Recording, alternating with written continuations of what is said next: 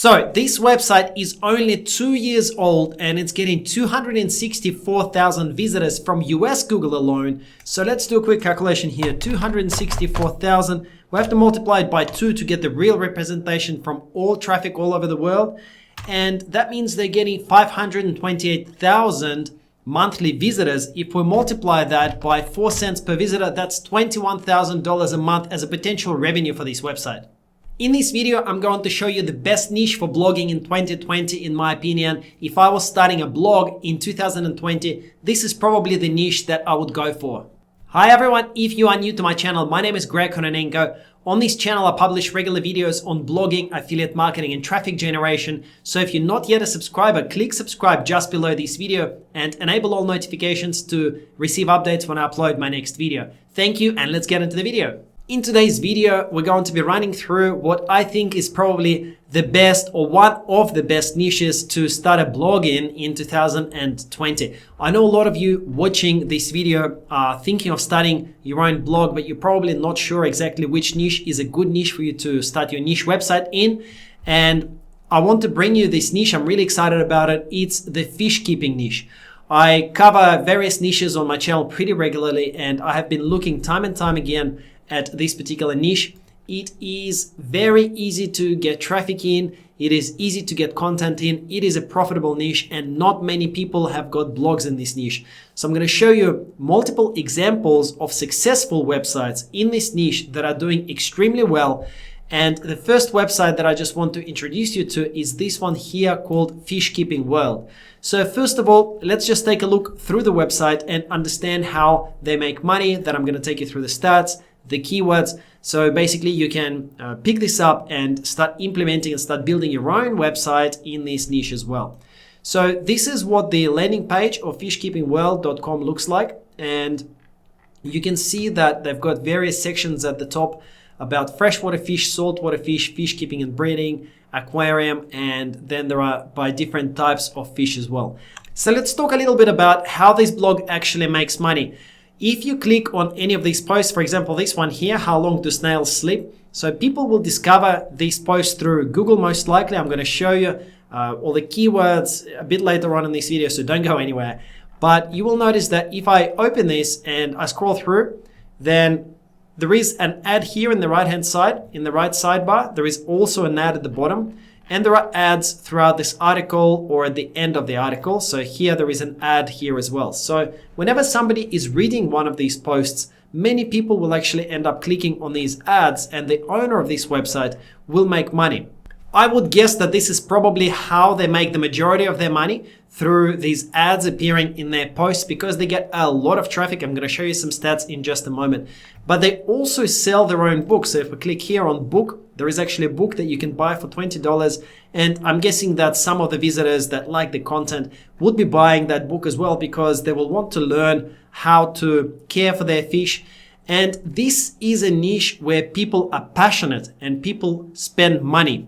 But this is also a niche that is not overcrowded, because not many people out there have thought of this niche. I mean, you personally, when you were researching this niche, did you ever think of the aquarium and fish keeping niche? Probably not. My bet is that you have not. And that's how it is for most bloggers. Most bloggers have not thought of this niche, but that's why there is actually very, very little competition, and there are very few blogs that are trying to rank for various keywords.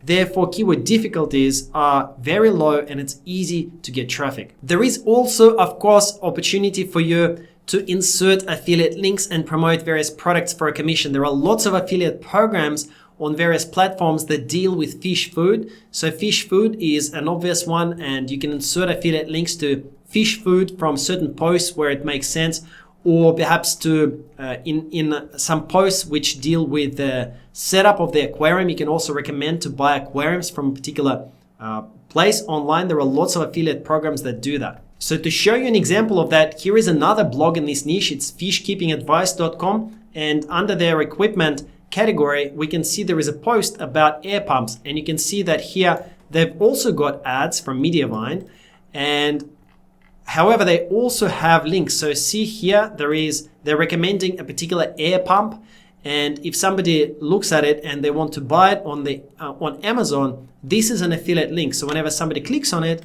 and it opens up the Amazon store, if they end up buying anything from Amazon after clicking on this link, the owner of this website will end up making a commission. Now, the good thing, of course, about Amazon is if I'm on this website, I click on Amazon, maybe I buy this pump, but I also end up buying a flat screen TV for $1,000. The owner of this website will actually make money on both purchases, on the flat screen TV as well as on the air pump. So this is something to keep in mind, even though this is not a very expensive product, and the commission probably for this person at 1 or 2% would only be like 10 cents or so. Many times people will end up buying tons more things from Amazon. So that's why Amazon affiliate program is actually really, really good to promote on your websites. So let's talk about traffic now. This website, Fishkeeping World, as I showed at the very, very start of this video, according to Ahrefs, the stats here are telling us that they're getting 264,000 visitors per month. That is from US Google. If you multiply this, in general, I find that this figure is actually too low. On my own websites, it's Ahrefs kind of guesses it, but it's 2 to 3 times lower than the real amount of traffic that my website gets. So in my experience, look, it's just an approximation, but it's pretty safe to kind of say that they probably get 264,000 multiplied by about 2. So about 528,000 visitors per month. And ads in this niche, if you once you go over a particular threshold and you're able to sign up with Mediavine, who require 25,000 sessions per month, okay, that's why this website, for example, here that what we're looking at, they have Mediavine ads, see? So they got approved for Mediavine, so they're getting over 25,000 sessions per month. So in general, Mediavine, for this kind of niche, it's not unusual to get 3 to 4 cents per visitor. Okay, so that's 30 to 40 dollars revenue per 1,000 visitors, or RPM as they call it. So if you multiply that by 4 cents, you can see that that gives a potential monthly revenue of $21,000 to the owner of Fishkeeping World. It could be a little bit less, it could be a little bit more. It's always guesswork, guys, but it's, you know, it's a fairly sort of conservative assessment of the potential of traffic that this website actually gets. Another cool thing, look at this. So they only started this website in January 2018. So it has been only just over 2 years. And they now have a business that passively generates $20,000 a month. So if they stop, if they never publish another article, it will continue doing $20,000 a month. If they go on holidays, it will continue doing $20,000 a month. And that's just from ad revenue. There is opportunity to insert affiliate links. There is opportunity to sell that book. You know, once you've got the traffic, you can really, really do anything with that traffic. I found some other websites in this niche as well. I've analyzed them. There's another one here called Aquarium Advisor. And this one is getting 94.3 thousand monthly organic traffic according to Ahrefs. That's been around for about 3 years. So once again, you know, it's very, very doable for anyone to get in there and get results like that as well. There is another website that's been running for about 4 years. They're getting 13,000, but they just don't have a lot of content. So that's the main reason why they're not getting a lot of traffic. There's another website, again, they just don't have a lot of content. They've been around for a really long time. They're getting 12,000 visitors per month. And this website is new, and they kind of ramped up their efforts, you know, around 2 years ago. Before that, it was just not much was happening there. But they're also getting quite a lot of traffic, 52.2 thousand visitors. But look, it is absolutely possible for anyone to get in and set up a website and start getting some pretty good results fairly quickly. And I'll show you exactly how. Let's talk about keywords for a second. So if we look at Fishkeeping World once again, and let's just click here on organic keywords. So they're currently ranking for 176,000 organic keywords. Now you can see these are all of the different keywords. Now, something I want to draw your attention to, if you've watched my other videos, you'll see that oftentimes when I do this kind of reverse analysis on websites, we end up with pages and pages of keywords with difficulty of 20, 30, 40, etc., which is quite hard for new websites without a lot of authority to compete in. All right, but here the best keywords for Fishkeeping World, look at the keyword difficulty for them. 4, 4, 1, 5, 3.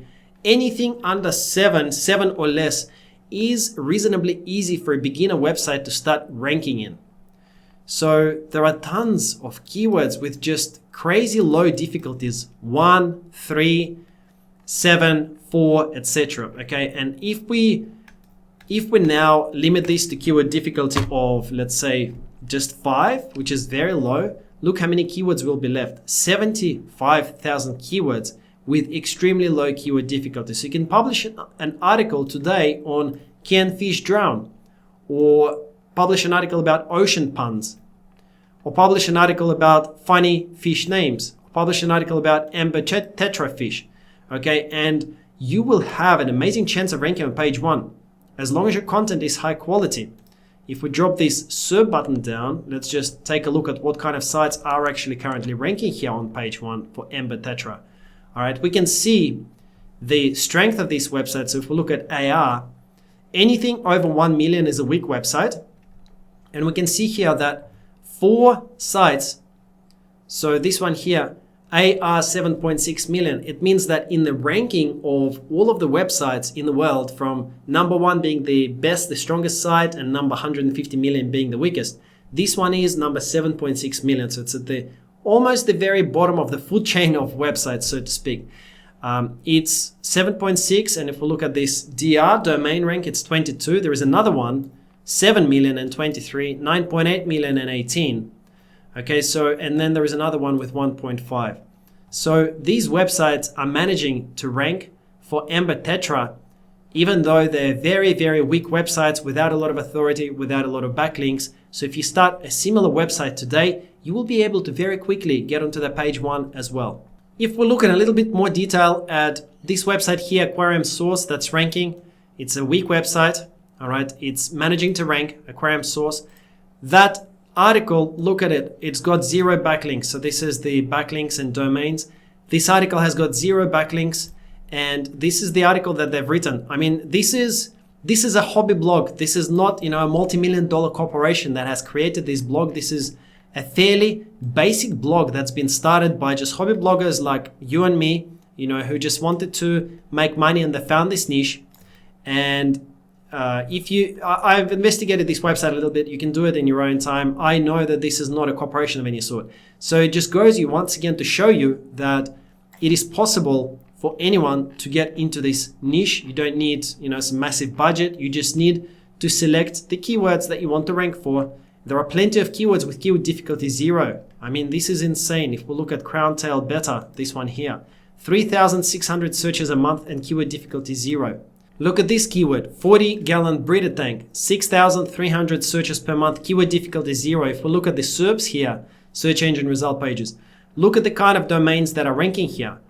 We've got a domain with 79 million and 26 million. 79 million, if you start a website today, your domain will basically have strength of about 79 million or so. All right, it's got domain rank 0, and it is ranking for this keyword with 6,300 search volume. I mean, this is mind-blowing. I have not seen keywords with such low difficulty anywhere else in any other niches I have looked at. Okay, so hopefully by now I have shown you the crazy huge potential of this niche.